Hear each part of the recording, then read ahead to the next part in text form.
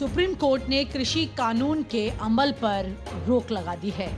फिलहाल supreme court ने 4 सदस्यीय एक कमेटी बनाई है जो कि किसानों का और सरकारों का पक्ष सुन करके फैसला करेगी और ये दिलचस्प होगा देखना कि आखिरकार ये कमेटी क्या फैसला करती है।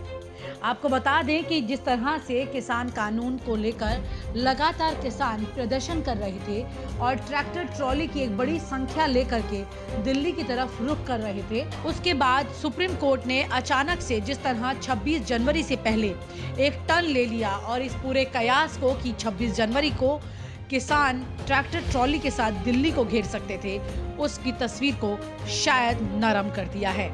लेकिन क्या वाकई में ये नरम की गई तस्वीर काम आएगी?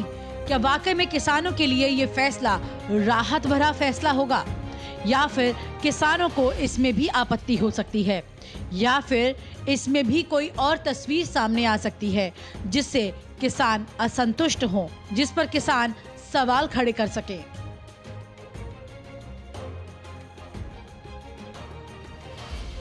आपको बता दें कि किसान जिस तरह से तीनों कानून को वापस लेने को लेकर के लगातार अड़े हुए हैं और जरा भी इस मामले से हिलना नहीं चाहते हैं, उस तस्वीर में किसानों के लिए 26 जनवरी वो तारीख है जिसमें वो सरकार के सामने अपना शक्ति प्रदर्शन करके अपनी बात को मनवा सकते हैं, या यूं कहे किसान कानून को वापस लेने के लिए मना सकते हैं।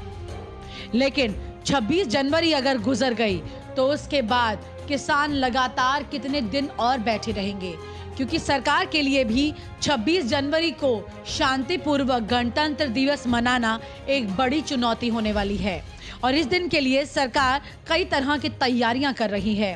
पहले ही भारत सरकार जिस तरह से ब्रिटिश मेहमान को गणतंत्र दिवस पर न्योता दे आई थी और वो कैंसिल हो गया, उसके बाद अब सूरीनाम से प्रेसिडेंट आने वाले हैं और ऐसे में वो क्या तस्वीर सामने पेश कर पाएगी, इसकी चिंता भारत सरकार को लगातार है। गणतंत्र दिवस को शांतिपूर्वक मना लेना अब इस वक्त भारत सरकार के लिए एक बड़ी चुनौती है, क्योंकि किसान इसी गणतंत्र दिवस को एक बड़े मौके के तौर पर देख रहे हैं। क्या वाकई में किसान कोर्ट के फैसले से अब खुश होंगे कि कोर्ट ने फिलहाल कानून के अमल पर रोक लगाई है, क्योंकि ये एक परमानेंट स्टे नहीं है, ये अनिश्चितकालीन रोक नहीं है और ना ही इसमें कानून वापस लिया गया है। ये रोक कुछ वक्त के लिए है, जब तक कि कमेटी के 4 सदस्य किसानों के साथ बातचीत करके उनकी तरफ से रिपोर्ट ना पेश कर दें।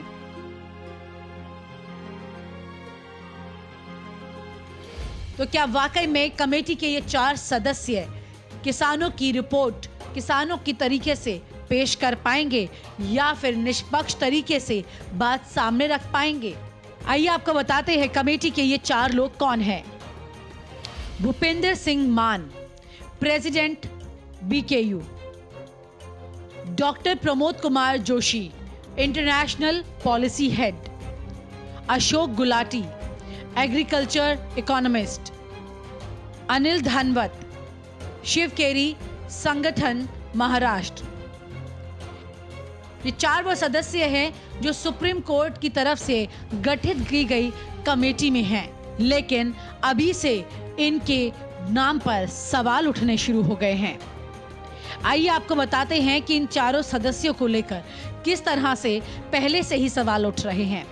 किसानों का ये मानना है और मीडिया रिपोर्ट्स के मुताबिक ये 4 सदस्य पहले ही किसान कानून के हक में बात कर चुके हैं।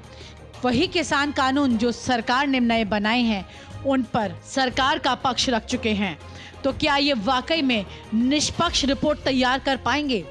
आइए आपको दिखाते हैं भूपेंद्र सिंह मान की वो चिट्ठी जो कि उन्होंने कृषि मंत्री नरेंद्र सिंह तोमर को लिखी। इस चिट्ठी को अगर आप देखें तो इसमें भी साफ तौर से भूपेंद्र सिंह मान किसान कानून की पैरवी करते दिख रहे हैं। इसके अलावा उन्होंने कृषि मंत्री से मुलाकात भी की थी किसान कानून की पैरवी को लेकर।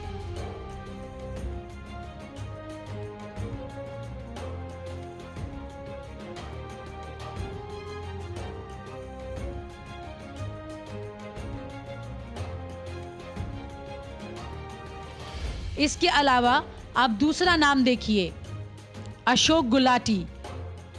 इस खबर में सीधे सीधे छपा है कि किस तरह से अशोक गुलाटी ने कहा है कि विपक्ष लोगों को सरकार के इस कानून से मिसगाइड कर रहा है। यानी कि कमेटी की जो सदस्य हैं वो पहले से ही किसान कानून की पैरवी कर चुके हैं। और आपको याद दिला दे कि इन कमेटी के सदस्यों को इसमें शामिल करने से पहले सरकार के पक्ष के वकीलों ने भी ये बात कही थी कि वो भी अपनी तरफ से कुछ नाम सुझाएंगे। अगर सरकार के पक्ष के ही लोग कमेटी में शामिल होते हैं और किसान का पक्ष जानने जाते हैं तो जाहिर है कि वो रिपोर्ट को निष्पक्ष तो नहीं बना पाएंगे। ऐसे में ये कहावत सटीक बैठती है कि सैया भय कोतवाल तो डर काहे का।